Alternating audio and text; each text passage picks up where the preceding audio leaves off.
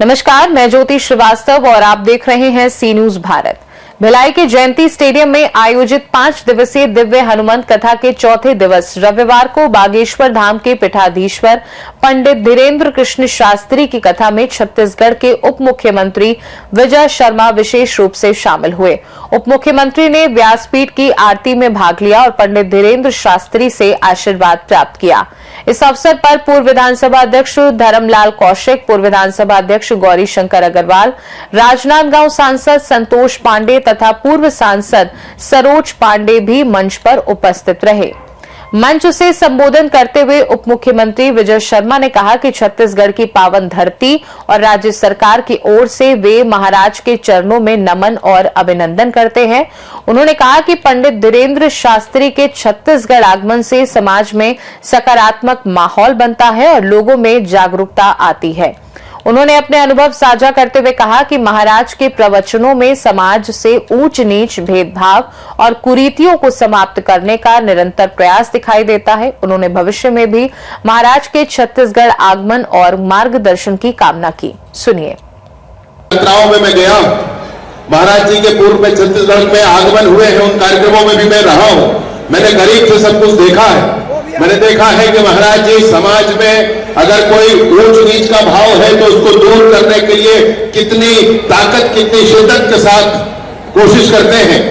मैंने देखा है कि समाज में समरूपता है, सब एक साथ मिलकर आगे बढ़े, हमारा समूचा देश आगे बढ़े, सनातनी मान बिंदु प्रतिष्ठित हो, इसके लिए महाराज जी प्राणपण से काम करते हैं। मैंने महाराज जी की यात्रा में महाराज जी के पैरों में छाले देखे हैं और उसके बाद भी उनकी गति नहीं रुकी है। इस बात को मैं देख कर आया हूं मेरे दोस्त।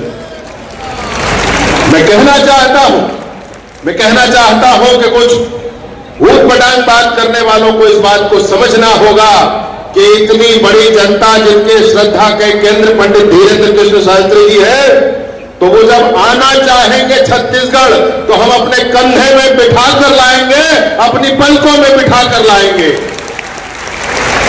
किसी को कोई संशय नहीं होना चाहिए। और जो कोई सोचने वाले हैं, जो ऐसा कहने वाले हैं, उनको हम सब की तरफ से, मैं अकेला क्या हूं, मैं कुछ नहीं हूं, हम सब जितने साथी यहां बैठे हैं, माताएं बहनें बैठी हैं, हमारे साथी बैठे हैं, उन सब की तरफ से स्पष्ट संदेश है कि करोड़ों करोड़, लाखों लाख छत्तीसगढ़ की जनता इस बात के लिए स्पष्टता है कि महाराज जी का आगमन छत्तीसगढ़ में बार बार होना ही चाहिए।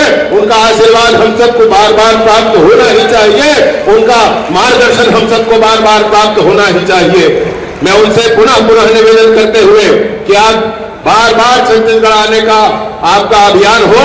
छत्तीसगढ़ में जैसे नक्सलिज्म के समापन के लिए संकल्प लेकर के आने वाले 3 महीनों में ही सशस्त्र नक्सलिज्म छत्तीसगढ़ से समाप्त हो जाए, इसके लिए सब काम कर रहे हैं। उस पर भी महाराज जी की चिंता अनवरत बनी रहती है, उस पर भी महाराज जी का मार्गदर्शन अनवरत बना रहता है। मैं उस अभियान के उपरांत भी पुनः महाराज जी का आगमन हो, इस प्रार्थना के साथ आप सबको प्रणाम करते हुए आज के कार्यक्रम में बड़े ही विशिष्ट लोग हम सबके बीच में विराजमान हैं। दीदी सरोज पांडे जी हैं और साथ ही साथ संतोष पांडे जी, सांसद राजनांदगांव से आदरणीय धर्मलाल कौशिक जी, ऐसे सारे महानुभाव आज के कार्यक्रम में उपस्थित हैं। सबको प्रणाम करते हुए पुनः बागेश्वर धाम के पावन चरणों में प्रणाम करते हुए अपनी बात समाप्त करता हूं। बहुत बहुत धन्यवाद। वहीं पंडित धीरेन्द्र कृष्ण शास्त्री ने मंच से कहा कि चाहे कोई बुलाए या नहीं, वे छत्तीसगढ़ आते रहेंगे। उन्होंने दावा किया कि 31 मार्च तक छत्तीसगढ़ नक्सलवाद से मुक्त हो जाएगा। इसके बाद शहीद जवानों के सम्मान में राष्ट्रीय यज्ञ आयोजित किया जाएगा, जिसमें शहीद परिवारों को आमंत्रित कर 108 कुंडीय यज्ञ कराया जाएगा और उससे प्राप्त राशि भारतीय सेना के कोष में समर्पित की जाएगी। उन्होंने कहा कि अब देश में केवल रामकथा ही नहीं बल्कि राष्ट्र कथा का भी समय है और वे सीमा क्षेत्रों में भी यज्ञ करेंगे। सुनिए। विजय शर्मा जी भी आए। आपने अपने उद्बोधन पर विरोधियों को ऐसा जवाब दिया कि ठटरी सी बन गई।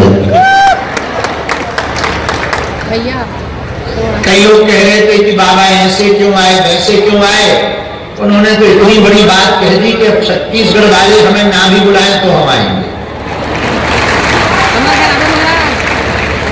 और हमें प्रसन्नता है, एक बात हम घोषणा पूर्वक तो नहीं कह रहे, पर आशा पूर्वक कह रहे, 21 मार्च तक छत्तीसगढ़ नक्सलवाद मुक्त होगा, ये पक्का है, तय है। पर जो बचेंगे वो बचे नहीं रहेंगे, और उसके बाद हम arms force, army, cobra commandos, जो भी बड़े कार्य में नक्सलवाद को खत्म करने में अपने प्राणों की बाजी लगाकर छत्तीसगढ़ को नक्सलवाद मुक्त करेंगे, उनके लिए हम और बद्रीनाथ वाले महाराज जी छत्तीसगढ़ में 108 कुंडीय सेना के हित के लिए राष्ट्र यज्ञ का आयोजन करेंगे।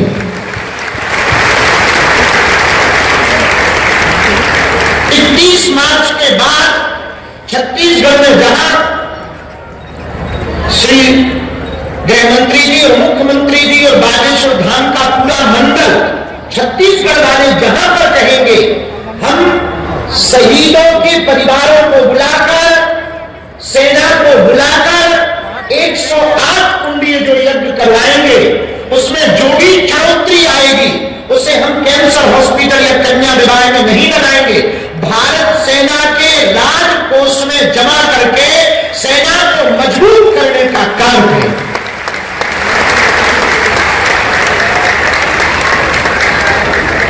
बस एक दो शर्तें हमारी रहेंगी। 108 कुंडीय ब्राह्मणों के लिए हम ब्राह्मण लेकर देंगे। यज्ञशाला 7 खंड की बनेगी। यज्ञशाला में ऊपर धर्म ध्वज होगा तो चारों कोनों पर तिरंगा लहराएगा। यज्ञशाला में पीठ के रूप में हनुमान जी बैठेंगे तो बाहर पूरी यज्ञशाला में देव रूप में शहीद जो हमारे भारत की आर्मी के वीर सपूत हुए हैं उनका चित्र लगाकर उनकी पूजा की जाएगी और परिक्रमा करवाया जाएगा। महाराज जी ने शहीदों के लिए अनंत यज्ञ की और ये यज्ञ छत्तीसगढ़ में तो हम करेंगे ही करेंगे। हमने 2 जगह और बात कह के कर रखी कि अब राम कथा बहुत हुई है, अब भारत को राष्ट्र कथा की आवश्यकता। राष्ट्र बचेगा तो राम बचेंगे, राष्ट्र नहीं बचेगा तो राम नहीं होंगे। राम में भारत बसता है तो भारत में राम बसते हैं। जो 31 मार्च के बाद ये होगी वो 2 बातें हम उप मुख्यमंत्री जी से पूर्ववत मांगेंगे। सेना को तो हम आमंत्रण कर देंगे, रक्षा मंत्री जी को आप आमंत्रण करना, पहले दिन की आहुति रक्षा मंत्री जी के द्वारा और शहीद परिवार के साथ हो।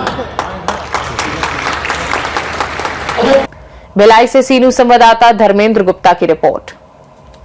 फिलहाल के लिए इस खास रिपोर्ट में बस इतना ही। देश और दुनिया की बाकी खबरों को जानने के लिए आप देखते रहिए सी न्यूज भारत।